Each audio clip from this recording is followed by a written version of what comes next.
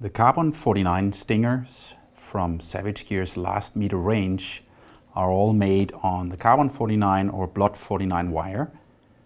When you buy the kit, you can see you get three different colors. You get a natural Carbon 49 with two glow-in-the-dark silicone tubes. You get a blood red with red crimps and a red silicone tube part here.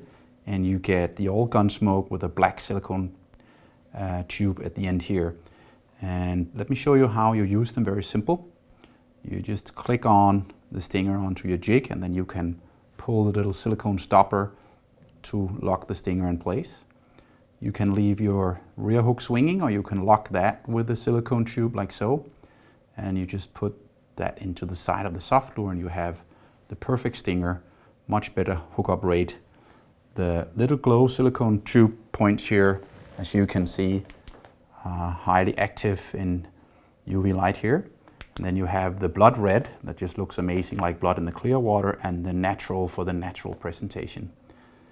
The Last Meter stinger kit here comes in sizes from size 8 all the way to size 1. Perfect for your modern soft lure fishing.